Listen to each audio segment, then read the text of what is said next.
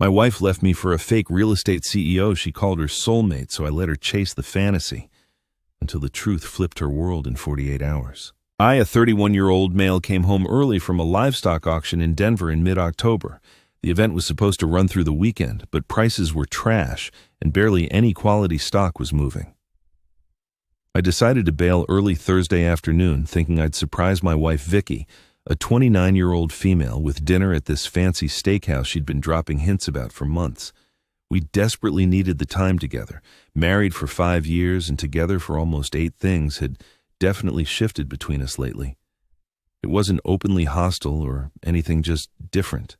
That subtle change when someone's heart isn't in it anymore, but they're going through the motions. The minute I pulled up our long gravel driveway, something felt off. Her car was there, but no lights were on despite the early evening shadows stretching across our property.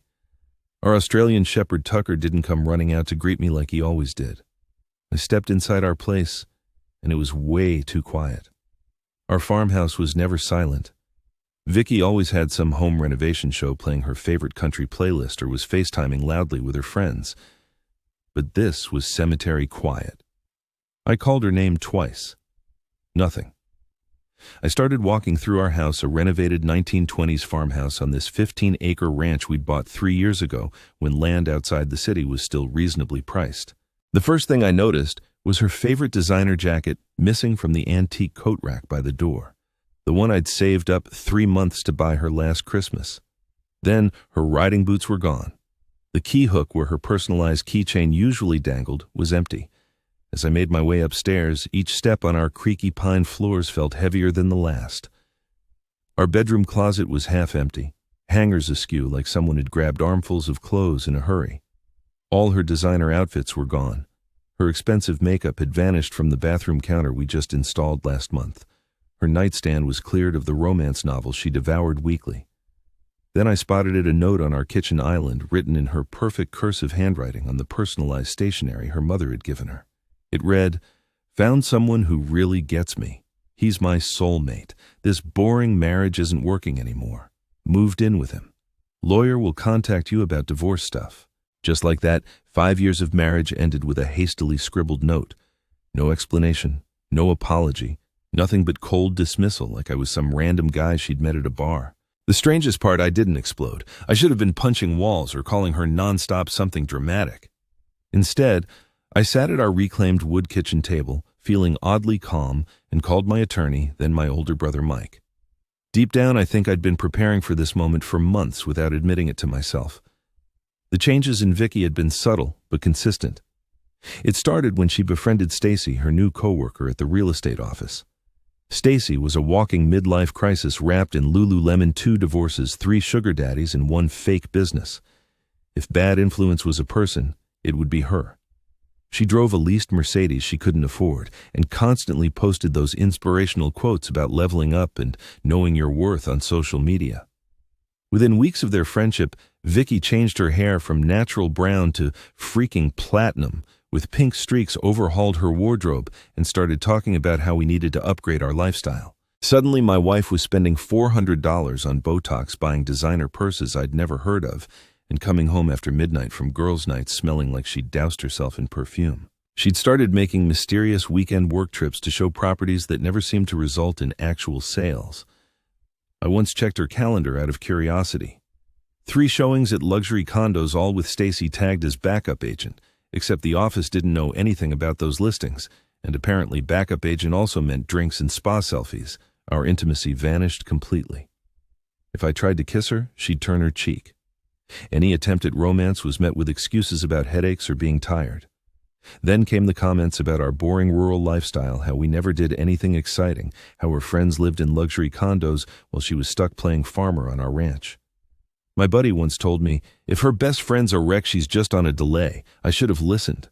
Stacy was the warning label and I ignored it. Meanwhile, I was working 60-hour weeks managing livestock auctions across 3 states, coming home to feed horses, fix fencing, and maintain our property while she was networking at upscale bars with Stacy and her divorced friends. I even took on extra weekend auctions to save for the kitchen renovation she'd been begging for. We finished it last month. Apparently, not enough to keep her interested. Mike arrived 45 minutes after I called. despite living 1 hour away bringing a stack of pizzas, even though food was the last thing on my mind. He's 5 years older, settled with twins, and a steady construction business always been the steady one watching out for me. He examined the note silently, then offered to go find her the protective big brother ready to cause a scene. I shook my head. We sat on the wraparound porch talking until nearly midnight, him distracting me with stories about his kid's latest soccer tournament and problems with a subcontractor. When he finally left promising to return tomorrow, I wandered through our dark house looking at all the photos still hanging on the walls, hiking in Colorado, ziplining in Mexico for her birthday, standing proudly in front of this house the day we closed on it. Memories that now seemed like scenes from someone else's life. Tucker finally emerged from wherever he'd been hiding and pressed against my leg, sensing something was wrong. I scratched behind his ears, grateful for the company. She'd pulled away in small ways that stacked up. Late nights out dodging affection with excuses, headaches, exhaustion. I kept reaching for something that wasn't there anymore. Turns out I was sleeping next to a stranger with a 5-year exit plan. My lawyer, Dan, is a former rodeo champion who rode with my dad back in the 1990s. He transitioned to real estate law after a bad fall, broke his pelvis, and helped us purchase our ranch, 15 acres, with the renovated farmhouse about 30 minutes outside the city limits. We nabbed it for $380,000, which was an absolute steal even 3 years ago. Property values in our county have nearly doubled since 4 major tech companies started building campuses nearby, bringing in waves of California transplants with cash to burn. I drove to Dan's office first thing Friday morning, skipping the auction wrap-up I was supposed to attend. His office exists in a time capsule. Weathered cowboy chairs with brass tack details, faded photos of him on legendary bulls at the 1992 National Finals Rodeo, a mounted 12-point buck he got on his 50th birthday hunt. The place smells like leather conditioner, coffee, and old paperwork. Dan was surprised to see me before our scheduled meeting about some auction paperwork. I explained everything, the note, the missing clothes, the complete blind side of it all. I told him I needed to protect the ranch. He nodded and pulled up our property documents. After several minutes of searching through county records, his expression shifted dramatically. "Well, I'll be damned," he muttered. According to the records, I was the sole owner of the entire property. Vicky's name wasn't on the deed at all, not as co-owner, not even on a rider. I couldn't believe it. We'd bought it together and used money from both our accounts for the down payment. We'd pulled our savings, $42,000 from me, $28,000 from her for the 20% down to avoid private mortgage insurance. Dan checked 3 separate databases, pulling up digital copies of the final documents. Everything was in my name only. The deed, the mortgage, the mineral rights, everything. My signature was the only one that appeared on any binding document. It made no sense until Dan pointed out that as a real estate agent, Vicky would have known exactly what she was doing. She guided the paperwork exactly where she wanted it to go. The question was why she deliberately kept her name off a valuable asset. But that wasn't all Dan found. She owned another property in her name only, a lakefront cabin purchased approximately 2 years ago for $175,000. My stomach dropped. 2 years ago, we were in the middle of renovating our master bathroom and upgrading the horse stables. We'd been eating microwaved food for weeks to save on materials. Where had she gotten that kind of money, and how had she hidden an entire property purchase? According to the records, she paid $125,000 in cash with a $50,000 mortgage purchased through a limited liability company first, then transferred to her personal ownership 6 months later. The more Dan dug, the darker the picture became. He found a pattern of systematic transfers from our joint checking account to her personal savings over the past 30 months, never large enough to trigger my attention. $200, 1 week $350, another $500 around tax refund time, but totaling approximately $22,300 over time. My livestock commission earnings were funding her secret escape plan. Dan removed his glasses and fixed me with a direct look. He'd handled nearly 500 divorces over his career. This wasn't impulsive behavior. These records showed someone methodically planning an exit strategy for years, the separate property, the hidden transfers keeping her name off our assets. This was calculated. Vicky always handled our finances. She said I was too disorganized. I didn't think much of it until Dan found consistent transfers from our joint account into hers over 30 months. Just a few hundred at a time, barely noticeable. Add that to a lakefront cabin she'd bought under a limited liability company and later transferred into her name, and it was clear she'd been building her escape fund for heirs. "What do we do now?" I asked, feeling simultaneously like the world's biggest fool and strangely relieved to understand what had been happening. "Actually, nothing," Dan said with a small knowing smile. "We wait. She'll contact you as soon as she consults a lawyer and realizes the ranch is solely in your name. If my guess is right, she's been operating under the assumption you'll have to sell and split the proceeds." Exactly 48 hours after discovering the note, my phone exploded with activity. Calls, texts, voicemails, all from Vicky. Starting precisely at 10:15 Sunday morning, I was out in the east pasture fixing a section of fence that Tucker had discovered was loose enough to squeeze through when they started flooding in. One notification after another, each message more urgent than the last. The first voicemail was all business, the same tone she used when calling potential buyers about property listings. She needed to discuss the ranch immediately. By the second voicemail, irritation was seeping through about why I wasn't answering. The third had desperation. We needed to move quickly on selling the ranch before the winter market slowdown. The fourth accused me of being childish for ignoring her. By the sixth call, her composure had completely dissolved into pleading like adults. The irony of that request from someone who ended a 5-year marriage with a hastily scribbled note wasn't lost on me. I forwarded each message to Dan without responding. He texted back immediately. "Perfect strategy. Continue radio silence. She's just realizing she miscalculated badly." Around 6:30 that evening, Jack Wilcox, Vicky's father, called. Unlike my strained relationship with her mother, who always hinted I wasn't quite successful enough for her daughter Jack, and I had genuinely bonded. A retired mechanical engineer, he taught me everything I knew about restoring vintage engines. We'd spent countless weekends in his immaculate garage working on his prized 1967 Chevrolet C10 while Vicky and her mother went shopping at the upscale outdoor mall. He started the call clearly agitated, saying Vicky was having a complete meltdown, claiming I'd locked her out of her own home and wouldn't discuss settlement terms. I took a deep breath and methodically explained everything: coming home early, finding the empty closets, the cold note discovering the hidden lakeside cabin she'd purchased without my knowledge, the systematic draining of our joint account over years. There was complete silence on his end as I laid out the facts. When he finally responded, his voice was heavy with disappointment. Apparently, she told her parents they'd been having problems for months and mutually decided to separate. She said I'd become verbally abusive when she brought up dividing assets fairly. They'd been letting her stay in their guest room because she claimed I'd threatened to change the locks if she came back. That manipulation made my blood boil, but I kept my tone even. None of that was remotely true. The note I found was the only communication we'd had. I explained the truth. She left me with a note and no explanation, and the property wasn't even in her name. Unlike Vicky, Jack was a man of his word. He called back 3 hours later. He'd spoken with her directly and showed her the text with a photo of her note. She finally admitted what really happened. Jack and his wife didn't support how she handled this. "This wasn't how we raised her," were their words. He exhaled heavily and explained she'd always had her mother's approach to finances, secretive, always maintaining separate accounts, keeping options open.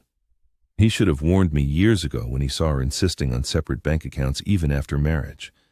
His wife had pulled similar stunts early in their marriage until he discovered her secret credit cards and threatened divorce if it continued. The parallel explained so much about Vicky's behavior. She'd learned financial deception at home. When Jack asked about my plans going forward, I told him honestly I was still figuring that out, but I definitely wasn't selling the ranch. "Don't blame you one bit," Jack replied. "Between us, he thought I was getting the better end of this deal. That new fellow she'd taken up with, Jason something, had come by to pick her up yesterday. He drove some leased European sports car he probably couldn't afford and wore more jewelry than Jack's wife. His old man's intuition said this guy wasn't in it for the long haul." After we hung up, curiosity got me checking social media, something I normally avoided. Stacy's Instagram was filled with thinly veiled references to the situation. Photos of her and Vicky at expensive restaurants with captions like "upgrading her life" and "men never know what they had until it's gone."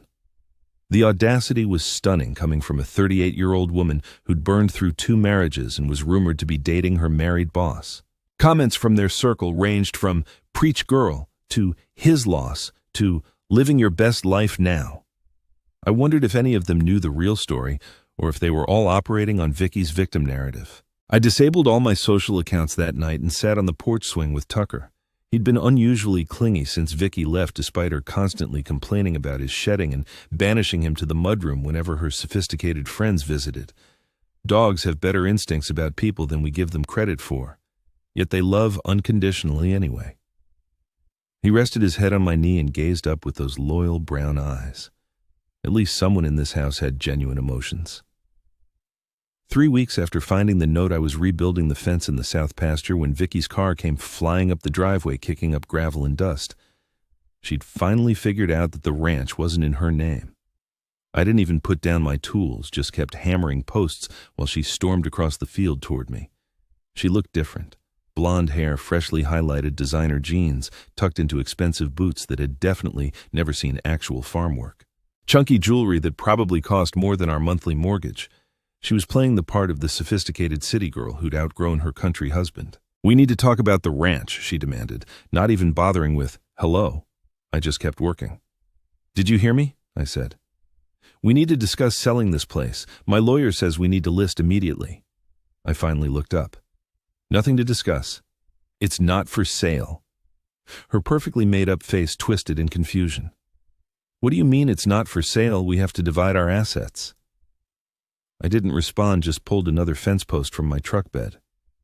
"Ryan, stop being difficult. We both know we need to sell and split the money. I've already talked to my broker about listing it." I stayed silent for another minute while she got increasingly nervous. Finally, I said, "You should probably check the property records before making plans." Her eyes narrowed. "What are you talking about? The ranch isn't in your name. Never was. You made sure of that when we bought it." The confusion on her face was almost comical. "That's not possible. We bought it together." I shrugged. "Deed says different. So does the mortgage. Check for yourself."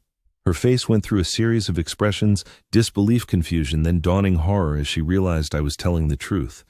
"But we both paid for the down payment." "Yep, and you arranged all the paperwork, made sure everything was in my name only. Guess you outplayed yourself." That's when the conversation shifted. Suddenly, she was all sweet and reasonable, asking if we could talk about this like adults. She followed me around the pasture like a lost puppy as I continued working.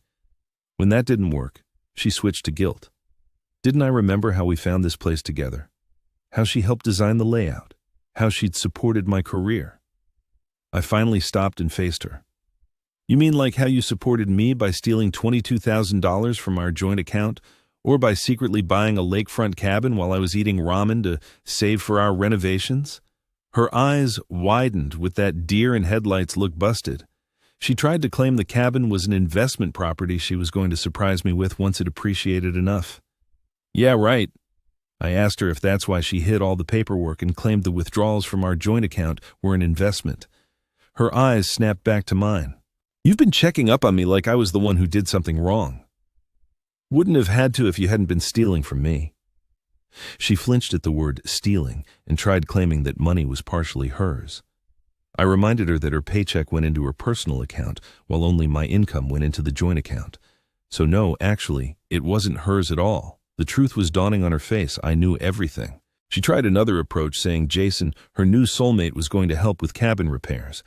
But his company was having cash flow issues. She was counting on her portion from selling the ranch to fix everything. She was in a tight spot.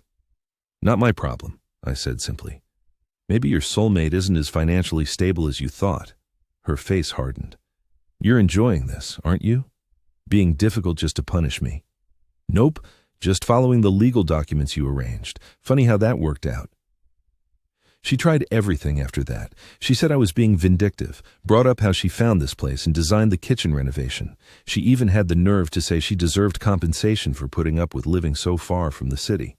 But our bank statement showed I'd paid for 80% of everything while she was secretly stashing cash. "What you didn't plan for," I told her finally, "was leaving before land values here peaked.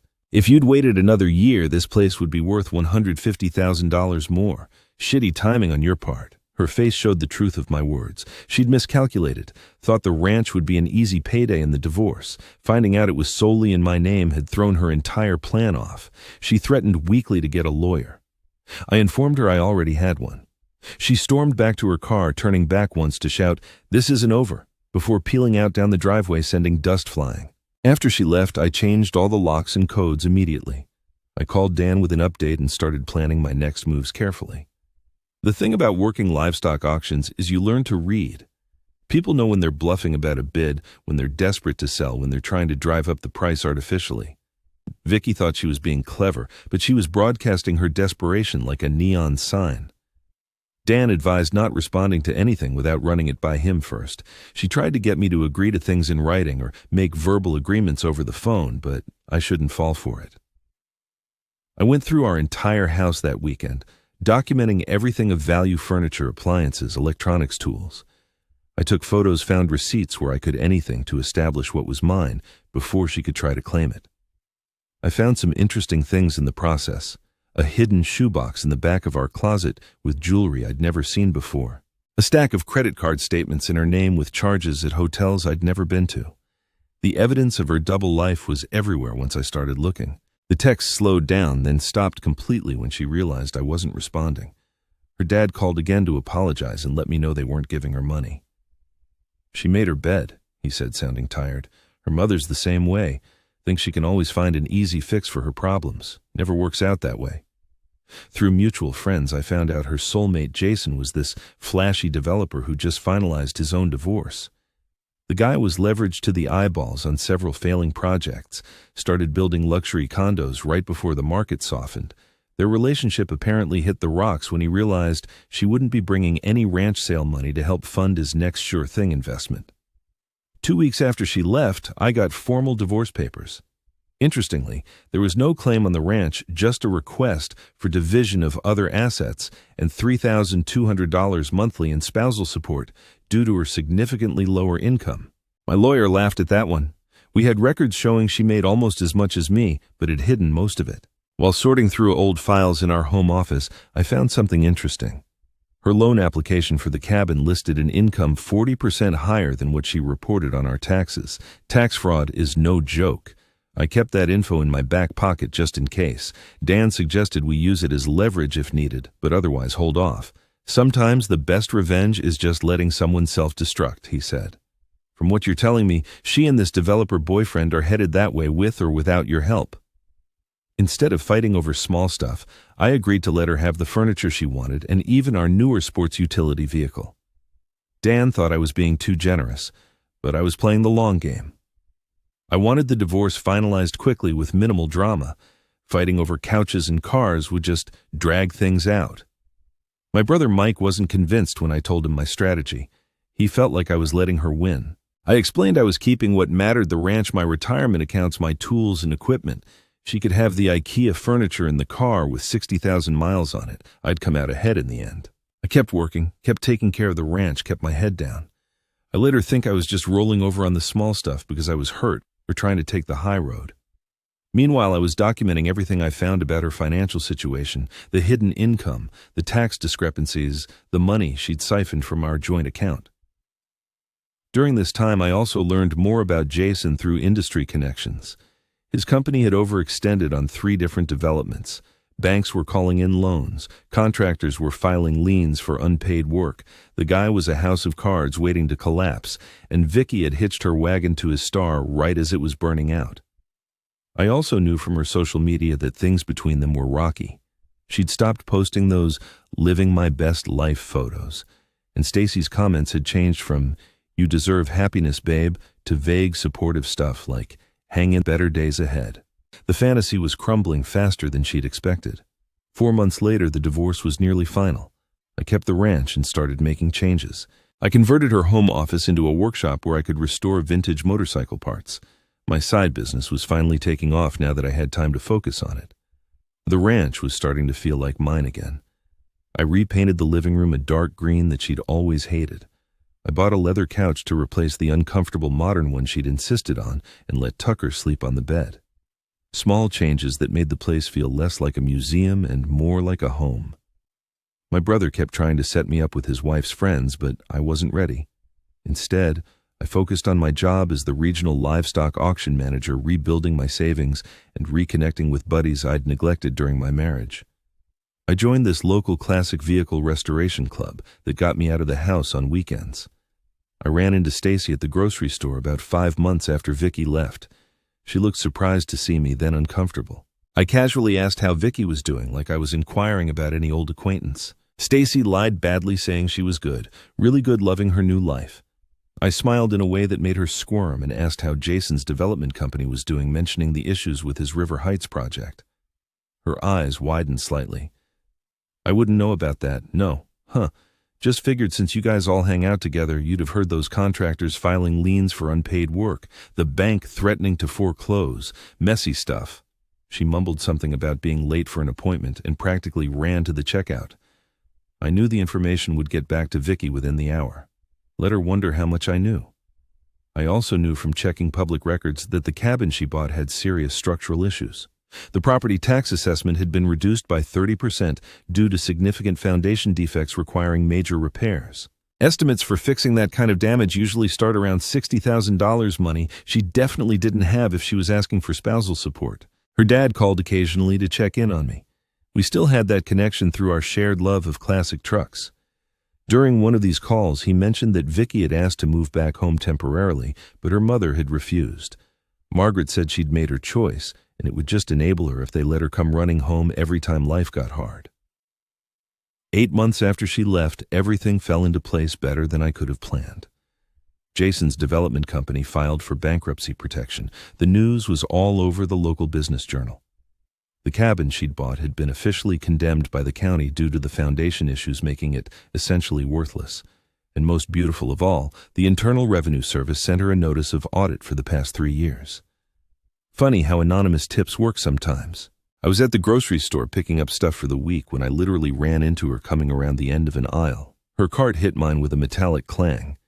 She looked rough, not as put together as usual. Nothing like the polished woman who'd shown up at the ranch months ago. After awkward greetings, she asked if we could talk somewhere. Against my better judgment, I agreed. We ended up sitting in my truck in the parking lot, her fidgeting with the strap of her purse.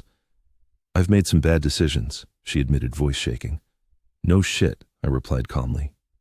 She broke down, then telling me everything, how Jason had convinced her to invest $30,000 in his latest project, money she'd partly gotten from selling jewelry I'd bought her over the years, how the cabin was essentially worthless now, how the Internal Revenue Service was breathing down her neck for discrepancies in her reported income. "I don't know what to do, Ryan. I'm drowning here." Tears were smudging her mascara. I just sat there letting the silence fill the cab of my truck. Part of me felt satisfaction seeing her like this, karma coming full circle. But another part, the part that had loved her for 8 years, felt hollow. This wasn't a victory, just a sad ending to what I'd thought was a good story. Finally, she whispered, asking if I could help her, maybe let her move into the guest room at the ranch for a few weeks until she got back on her feet. "Interesting," I said. "So you leave me with a note, tried to take half my property, and now you want my help?" She claimed she was desperate. Her parents wouldn't even talk to her anymore. Jason and she had broken up weeks ago. Stacy was ghosting her since she couldn't afford to go out anymore. I was the only person who might understand. Understand what being lied to, having money stolen from me, finding out my marriage was basically a long con. "It wasn't like that," she protested weakly. "At least not at first. I really did love you, just not enough to be honest with me." I pulled out a folder I happened to have in my truck and handed it to her. Inside was every document I collected, the bank transfers, tax discrepancies, loan applications with different income amounts. Her face went white when she realized I was the one who triggered the Internal Revenue Service audit. She begged me not to send anything else, saying she'd lose everything, her license, possibly face charges. Should have thought about that before taking $22,000 from our account. "What do you want?" she asked, defeated. "Nothing. That's the beauty of it. I've already won. Keep the sports utility vehicle. I don't care. But if you ever try to come after me or the ranch again, the rest of this goes to the Internal Revenue Service, your broker, and anyone else who might be interested." She admitted she was stupid for throwing away a good life for nothing. She let Stacy convince her she was missing out on life, that she deserved more exciting things, a more glamorous lifestyle. Turns out boring and stable beats exciting and broke any day, and it only cost her her marriage, career, and reputation to figure that out. Bargain. She winced at my sarcasm but didn't argue. When she asked if I thought I'd ever forgive her, I thought about it. Honestly, I don't know, but it doesn't really matter if I do or don't. We're done either way. She tried asking if I was seeing anyone. I told her it wasn't her business, but no, I was taking time for myself. Smart, she nodded. I should have done that after Brad. Brad was her ex before me. They'd broken up just 2 months before we met. I'd always suspected I was the rebound guy, but it hadn't seemed important back then. For what it's worth, she added. The ranch looks good. I drove by last week. The new fence in the south pasture. It's nice. Didn't do it for your approval, I replied. Did it because it needed doing. The final divorce papers were signed the next week. No alimony, no claims on anything of mine. Her lawyer looked relieved to be done with the whole thing. The last I heard, she had to sell her cabin at a massive loss, lost her real estate license temporarily due to the tax issues, and moved back in with her parents at 29. Her dad confirmed it when we met up to work on his truck the following month. She's humbled, he told me, handing me a wrench. Never thought I'd see the day. People change when they have to, I said. The truth was, I was better. The ranch was thriving. I'd added 3 horses to board for extra income. My motorcycle restoration business had taken off enough that I was considering cutting back my auction hours. The ranch is peaceful now. No drama. Just me, Tucker, and the horses, and occasionally inviting friends for dinner. It's not the life I thought I'd have, but it's a good one. Turns out sometimes the worst things that happen to you lead to the best places you can go. And sometimes the trash really does take itself out.